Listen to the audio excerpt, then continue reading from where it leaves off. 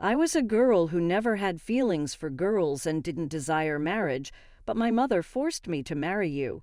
You know that I have no use for a wife anymore. Not now she is gone. David hurled at me his insults. That's the day he returned from a work trip. A photo came loose from David's wallet. David posted the picture with a woman in her 30s and smiles on their faces alongside a small boy. It was as if it were a family portrait. Inside the photo was a folded piece of paper, a signed divorce paper from David, and his name, of course, was already per-written. Which is why he wants to divorce me and marry this woman. So the next time I vented to my Uncle Tom and Auntie Laura about this person, their suggestion for where to go from here when I asked them.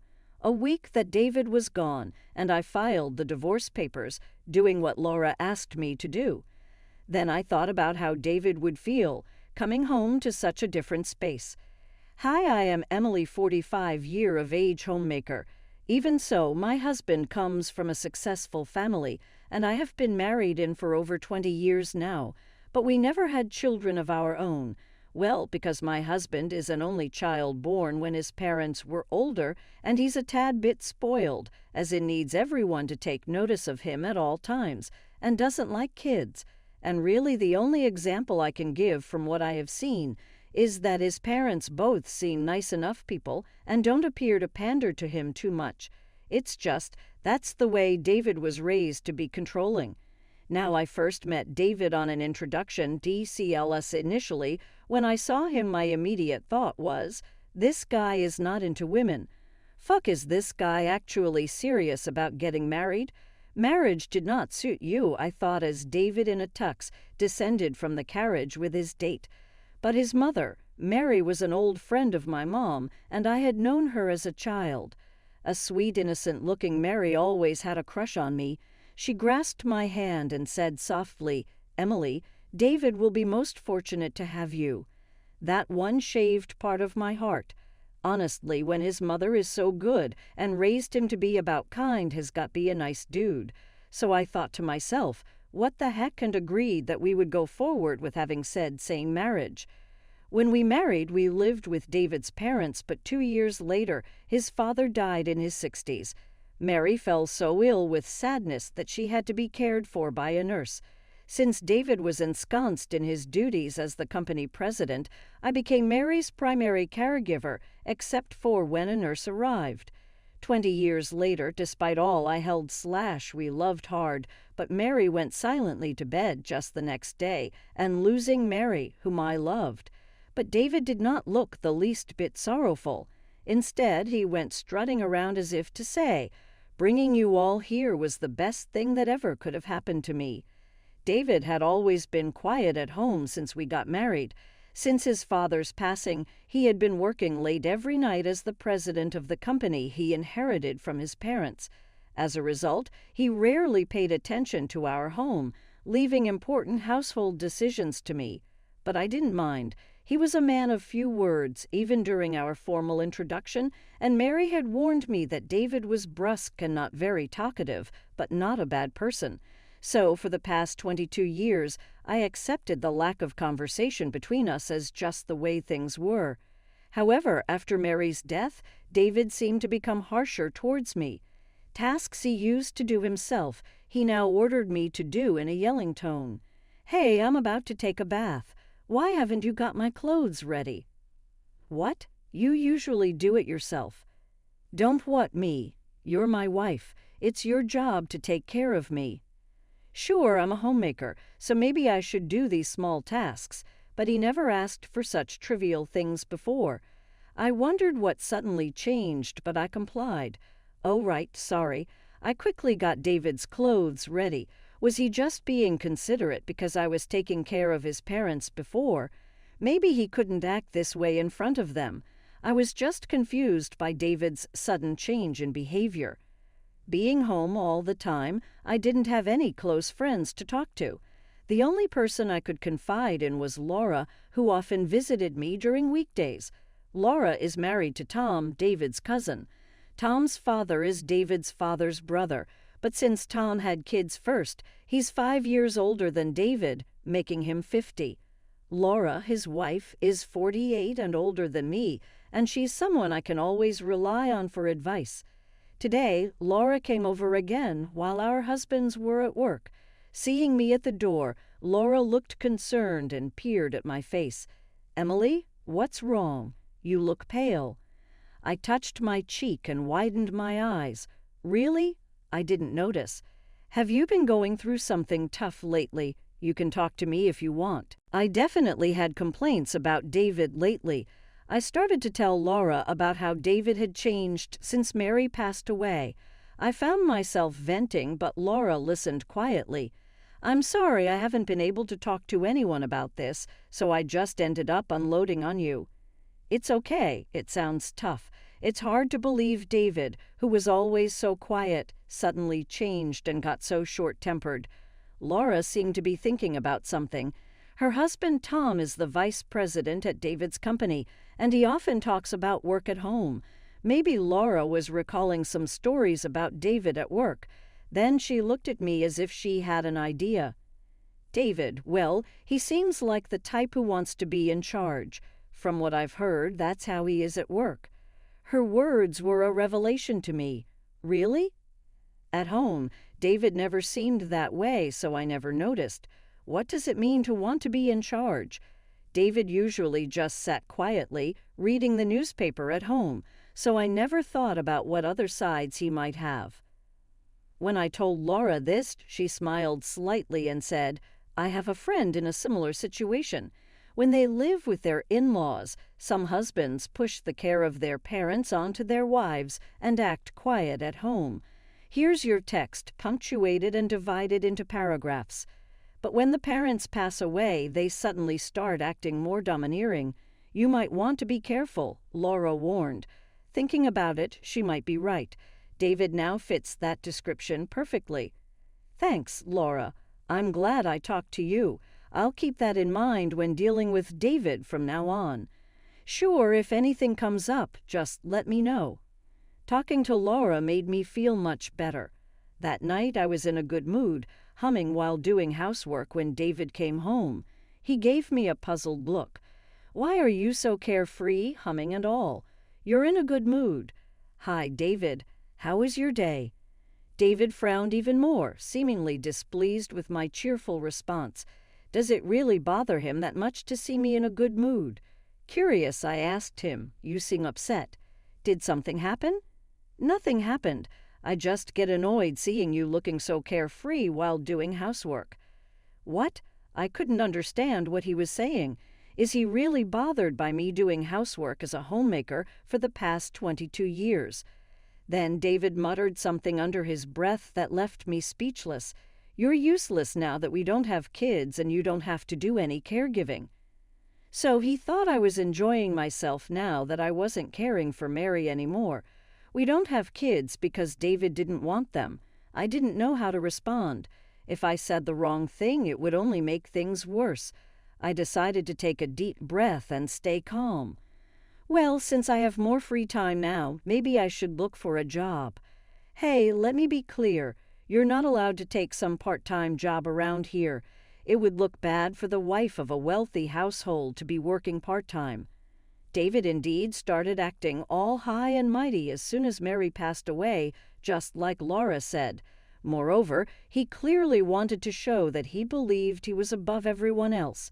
I realized once again that men really do seem to think they're number one when their parents are no longer around. If part-time is not okay, maybe I should look for a full-time position. I was about to say this, but then worried whether I could suddenly handle a full-time job after not working for 22 years. Seeing me hesitate, David started to berate me. "I was never interested in women and didn't want to get married, but my mom insisted that I marry you. But now that she's gone, I don't even need a wife anymore." "What?" "That. Well, even the arranged marriage was just for appearances, since I was the next president. David took advantage of my silence to say whatever he wanted. This was beyond just acting high and mighty. Thinking about my future with David made me anxious, so I asked, "Does this mean you want me to leave?" "No, I didn't say that." Anyway, I'm going on a business trip for a week starting tomorrow. Use that time to figure out what you can do." Why does David always have to speak so arrogantly? It's useless to argue with him. During the week David was away, I spent my time feeling uneasy. I even thought about divorcing him and going back to my mom, but I lacked the confidence to live on my own after the divorce. My mom raised me by herself, so I can't burden her now. While I was thinking this, my phone rang. Seeing it was my mom calling, I answered immediately. "Emily, it's been a while. How have you been?" "I'm fine." Hearing my mom's voice after so long lifted my spirits a bit. My mom is currently working far away, making it hard to visit often. That's why she couldn't attend Mary's funeral. Mom and Mary were old friends, and she regretted not being able to attend. But now that her work has settled down, she'll be coming back soon. The thought of seeing my mom soon made me happy. "I can't wait to see you, Mom. I'm looking forward to it," I said. "Me too. When I come back, I need to properly apologize to Mary. I'm really sorry I couldn't attend her funeral," she replied. There was a deep reason why my mom felt so strongly about Mary. Anyway, I decided to look forward to the day Mom comes back. Even after finishing the call, I still felt uplifted. Just then, David returned from his business trip. It was much later than planned, already past midnight. He had clearly been drinking and was stumbling around. "Hey, I'm home," he mumbled. As soon as he said that, he collapsed in the hallway and fell asleep. I had no choice but to drape his arm over my shoulder and carry him to our bedroom. On the way, his wallet fell out of his pocket. After getting him into bed, I picked it up. The wallet was open with cash and cards sticking out. As I was picking them up and putting them back into the wallet, I noticed a small photo taken with an instant camera inside. Looking closer, I saw that it was a picture of David with a woman in her 30s and a small boy. All three of them were looking happy together. It looked like a family photo. Alongside the photo was a small folded piece of paper that caught my eye.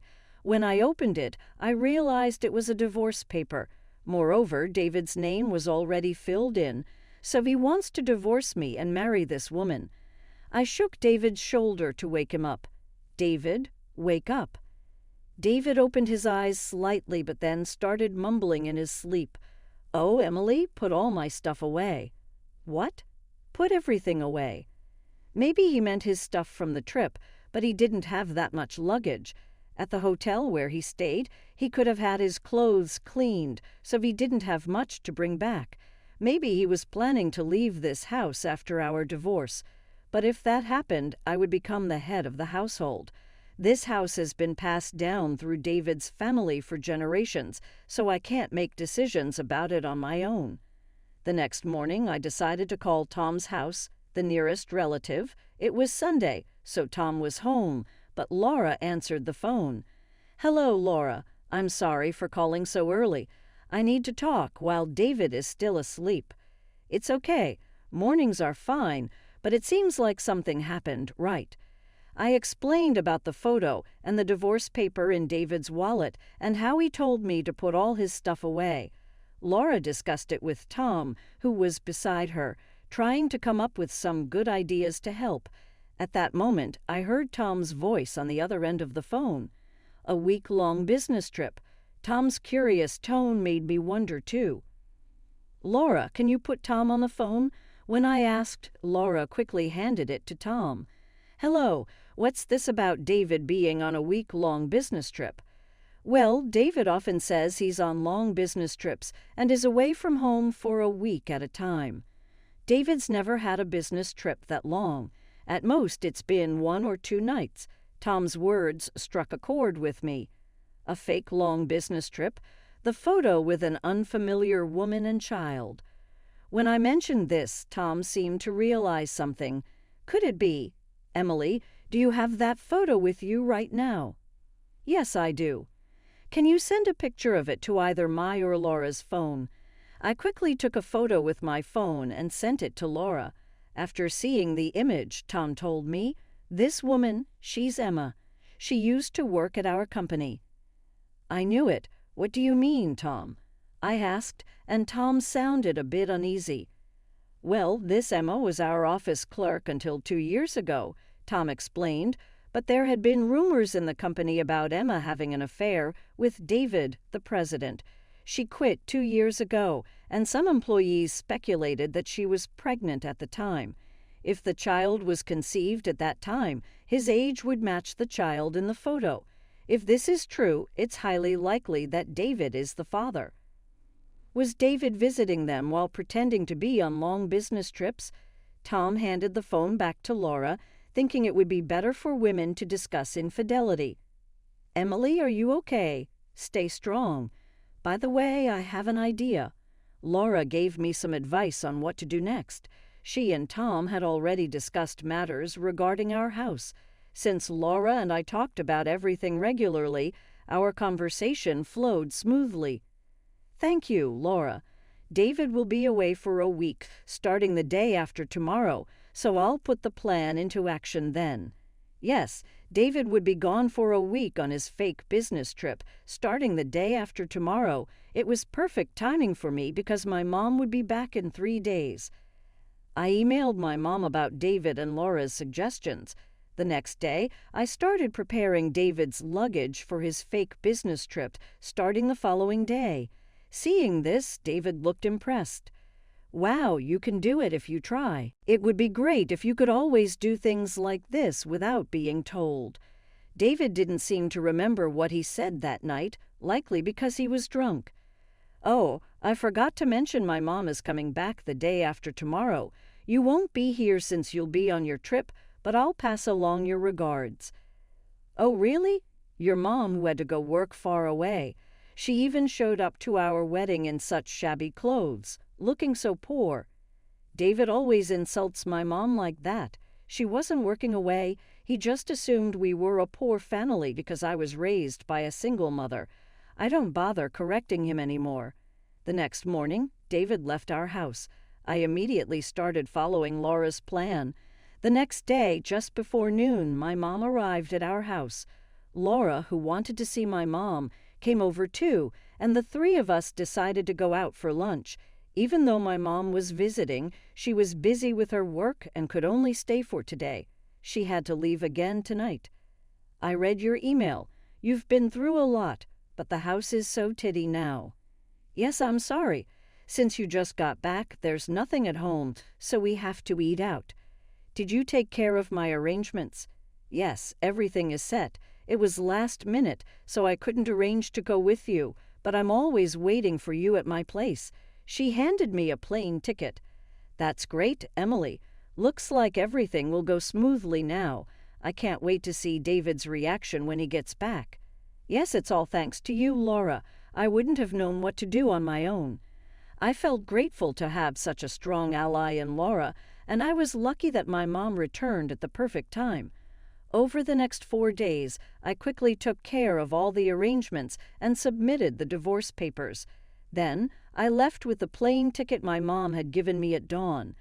I looked at my phone and noticed dozens of missed calls. As expected, they were all from David. I figured he'd call again, and soon enough my phone rang. Hey, why didn't you answer the phone? I just woke up.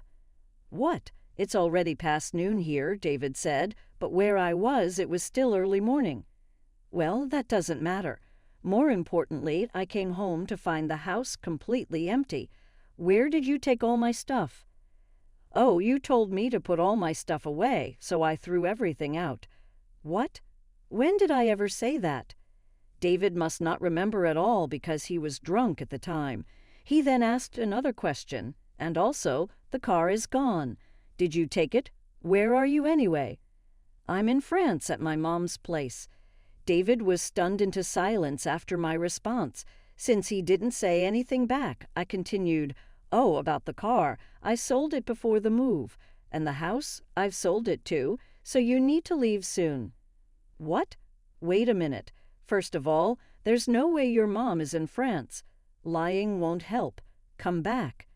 Immediately, David didn't know anything. He didn't know that my mom had successfully started an apparel brand in France. By the way, the shabby clothes he mentioned my mom wore to our wedding were from her own brand. David, who knew nothing about brands, thought they looked poor. Looking back, David had never been involved in any of the family discussions before our marriage. That's why he just assumed my mom was working far away.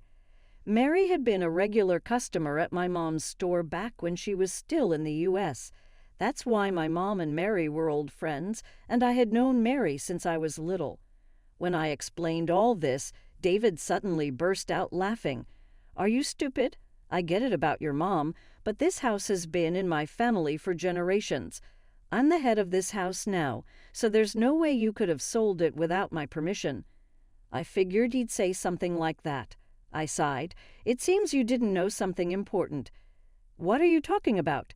Mary had left a notarized will stating that the house and land would be inherited by me for my 20 years of caregiving. Mary understood.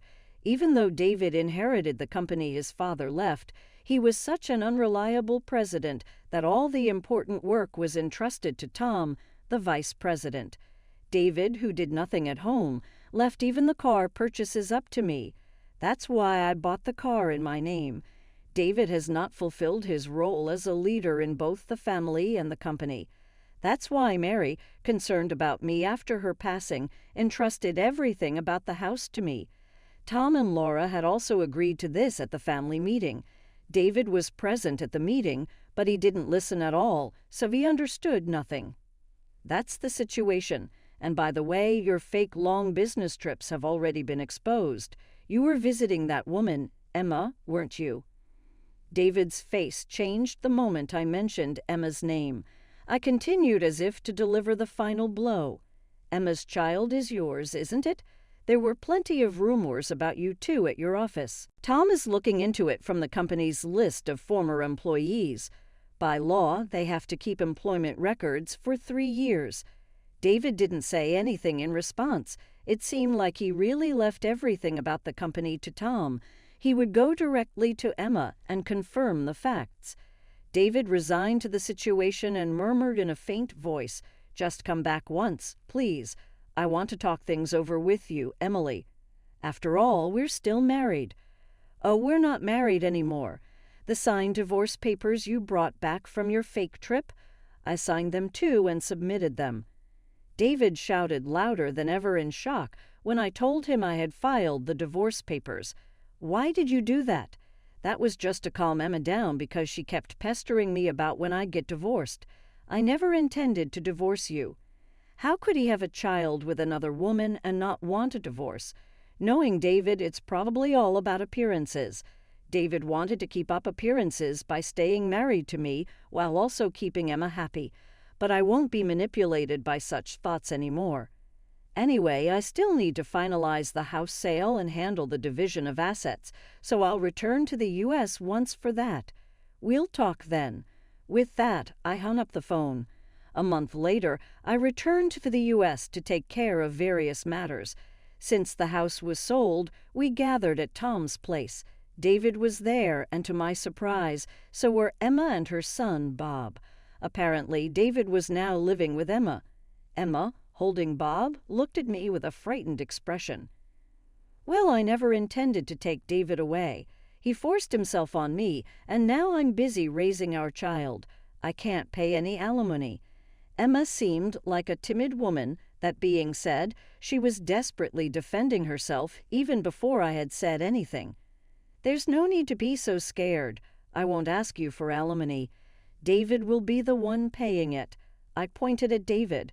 "That's the same thing. If you take money from me, Emma and Bob's lives will become difficult." Apparently, they had done a paternity test confirming that Bob was indeed David's child. "Well, you cheated, so it's inevitable now. You two just need to do your best. It looks like David will have to start job hunting too." David and Emma froze at my words. In fact, rumors had spread throughout the company that David's affair at work had resulted in a child and led to our divorce.